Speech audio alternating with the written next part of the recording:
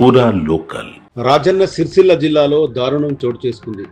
ఓ మహిళను అత్యంత దారుణంగా నరికి చంపిన యువకుడు ఏకంగా పోలీస్ స్టేషన్కు వెళ్లి లొంగిపోయిన ఘటన. జిల్లాలోని చందుర్తి మండల కేంద్రంలో పోలీస్ స్టేషన్ కూతవేటు దూరంలోనే ఈ దుర్ఘటన జరిగింది. బొల్లు మల్లవ్వ అనే మహిళ 60 సంవత్సరాల వృద్ధురాలు పొలం వద్ద నుండి పని ముగించుకొని తిరిగి వస్తుండగా ప్రధాన రహదారి పక్కన పెద్దమ్మ ఆలయం వద్ద కాపుగాచిన నిందితుడు ఏకంగా ఆమె పైన దాడి చేశాడు. కత్తితో విచక్షణ రహితంగా హతమార్చి నిందితుడు పోలీస్ స్టేషన్లో లొంగిపోవడంతో ఒక్కసారిగా పోలీస్ స్టేషన్లో పోలీసులంతా కూడా ఆశ్చర్యపోయిన ఘటన.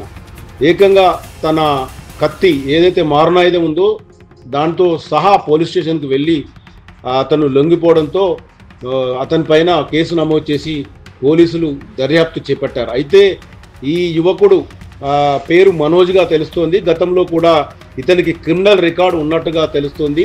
మైనర్గా ఉన్నప్పుడే పలు క్రిమినల్ యాక్టివిటీస్లో ఇన్వాల్వ్ అయినట్టుగా తెలుస్తుంది.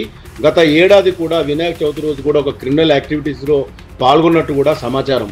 మొత్తంగా ఒక మహిళపై అత్యంత దారుణంగా దాడి చేసి మెడ కాళ్ళు నరికివేసి ఏకంగా పోలీస్ స్టేషన్కి వెళ్ళి ధైర్యంగా లొంగిపోవడంతో ఒక్కసారిగా స్థానికులంతా భయభ్రాంతులు గురవుతుండగా మృతురాలి బంధువులు మాత్రం రోధిస్తున్న దుర్ఘటన.